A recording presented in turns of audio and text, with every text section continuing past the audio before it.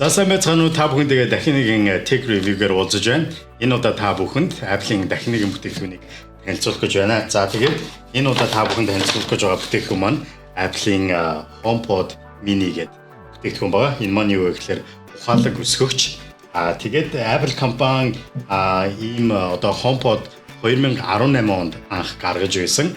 2018 онд гаргахдаа энийг бодвол арай том хэмжээтэй буюу одоо магадгүй 3 дахин илүү хэмжээтэй.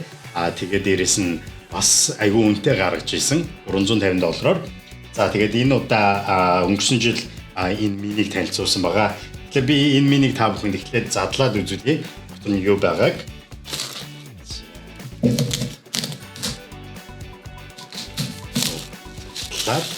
Тэгээд ерөнхийдөө энэ удаагийнхаа ревьюгээр та бүхэнд энэ HomePod-ийг одоо холбож бас үзүүлэх гэж бодсон байгаа. За ингэ гараад ирлээ HomePod. За тэгээд энэ HomePod болохоор хоёр өнгө байгаа. Нэг нь болохоор хар, нөгөөх нь болохоор ийм цагаан өнгөтэй байгаа. За тэгээд би энэ цагааныг нь болохоор гэртээ нэлээ хэд хоног ашигласан. Тэгээд ерөнхийдөө материалын хувьд ингээ бариад үзэхээр бараг нэг юм жоохон даун материалтай. Тэгээд би бол гэртээ цагааны тавихаас жоохон татгалзмаар юм байна гэж бодсон. Яагаад тэгэхээр амархан хар болчих юм шиг байна. 2-3 сарын дараа бараг цагаан харагдахгүй баг. Харин харан зүгээр юм шиг санагдаж байгаа. За тэгээд өшөө хайрцагт нь юу байгааг харъя хэлээ. Мэдээж Apple-ийн бичиг баримт. За тэгээд залгуур энэ болохоор USB-C залгууртай юм байна. За тэгээд энэ HomePod-ыг хэдүүлээ хамтдаа залгаад үзье.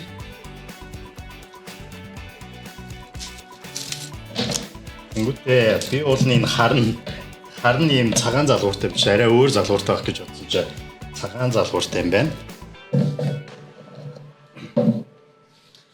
За ямар ч хэсэн залгахчлаа. Та бүхэн харж байгаас чинь. Тэгээд Apple-ийн бүтээгдэхүүний нэг гоё юм нь юу вэ гэхээр ер нь нөгөө хэрвээ өмнө нь би ярьжсэн одоо Apple-ийн экосистемд үүдэг бол ерөнхийдөө бүх юм нь айгүй залгахад амар байдаг гэдэг. Тэгэхээр ерөнхийдөө Apple-ийн одоо iPad ч юм уу эсвэл iPhone-оо ер нь ойртуулахад одоо гараад ирдэг. За ингээд та бүхэн харж байна. HomePod одоо ингээд залгах уу гэдэг, setup хийх үү гэдэг харж байна. За ингээд setting up гэж болж байна. За тэгээд та бүхэнд HomePod-ыг танилцуулах. HomePod-ыг та бүхэн юунд ашиглаж болох вэ гэхээр мэдээж өөрийн дуртай хөгжмөө тоглуулж болно. Хоёрдугаар та бүхэн хэрвээ Siri-г өөрийнхөө өдөр тутамд одоо ашигладаг бол I didn't understand that. Ашигладаг бол бас ашиглаж болно. Нэгсэндээ таны ухаалаг одоо туслах байж болно. Одоо та юу гэдгийг хүссэн зүйлээ асууж болно. Мөн одоо өөрийнхөө одоо өөртөө сануулгах зүйл ч юм уу те. Hey Siri, please start a timer for 2 minutes. 2 minutes starting now. Гэх мэтчлэн эсвэл маргааш та бүхэн одоо ингээд сэрүүлэг тавих хэрэгтэй бол сэрүүлэг бас тавьж болно. Hey Siri, please set an alarm for 6 a.m. tomorrow. I set your alarm for 6 a.m. tomorrow. Гэх мэтчлэн та бүхэн ухаалаг одоо туслахаар ашиглаж болно.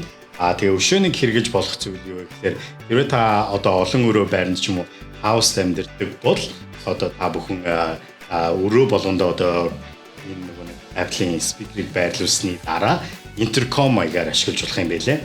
Жишээ нь магадгүй та галзуухнаас дээр байгаа хүмүүст оройн хоол бэлэн болгооч гэдэг юм уу те гэдгээр бас ашиглаж болно.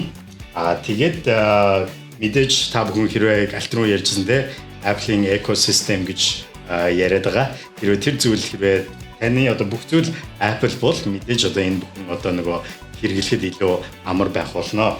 Тэгээд Siri-гийн одоо энэ нэг HomePod-ийн надад таалагдсан нэг зүйл юу вэ гэхээр ерөөсөө хүн өөрийнхөө сонсож байгаа дууг шууд спикер рүүгээ өгчөж бас болд юм байлээ. Би та бүхэнд тэрийг харуулъя. Энэ нь надад маш их таалагдсан.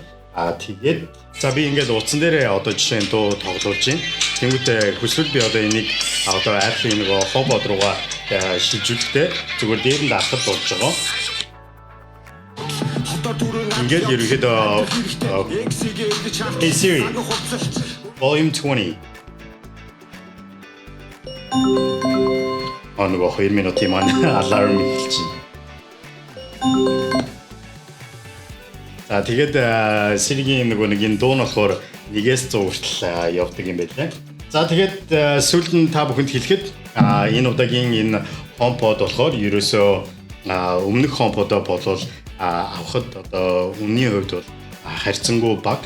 Тэрний юу гэсэн үг гэхээр $99 үнэтэй байгаа. Өмнө нь болохоор $350-аар HomePod гарч байсан. Гэхдээ өмнө гарч ирсэн HomePod бол баг ийм хоёрыг одоо баг байрлуулсантай хоёртой баг тэнцгээр том хэмжээтэй байдаг байсан.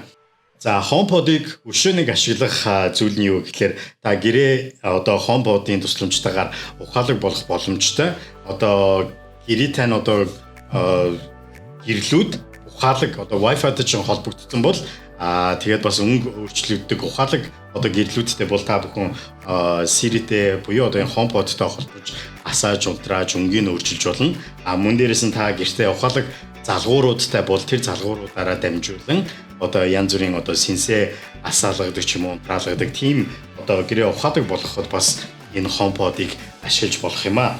За тэгээд компани болгон баг ийм одоо спикертэй одоо өсгөгчтэй байгаа. Манай гэрт болохоор Google-ийн mini байдаг. Мэдээж тэрийг удаан ашигласан болохоор энэтэй бол одоо зөвлөхийн аргагүй.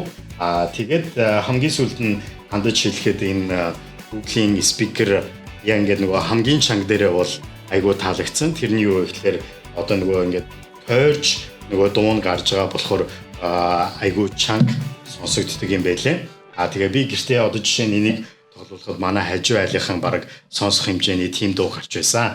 Тэгээд өшөө бас нэмэх зүйл юу гэхээр хэрвээ та бүхэн одоо ямар нэгэн партинд байгаа бол хоёрыг хэрвээ нийлүүлж болно. Хоёрыг pair up хийж болно. Тэгэхээр хоёрыг нийлүүлчихээр бүр илүү чанга дуурна гэсэн үг. Тэгэхээр ийм өсгөгч байгаамаа. Тэгээд энэ өсгөгчийг өнөөдөр та бүхэн танилцууллаа. Тэгээд сая нэг анзаарсан зүйл юу гэхээр одоо жишээ нь цагаан нь болохоор ингээд гарын хээ гарахгүй байхад энэ одоо ингээд би нэг хэд төгссөний дараа ингээд гарын хээ ерөнхийдөө гарчиж. Тэгэхээр тэрийг бас анхаарах хэрэгтэй юм байна. За тэгээд өнөөдрийн tech review-г маань үзсэн та бүхэнд маш их баярлалаа. Дараагийнхаа tech review-гээр дахин уулзтлаа. Түр баяртай.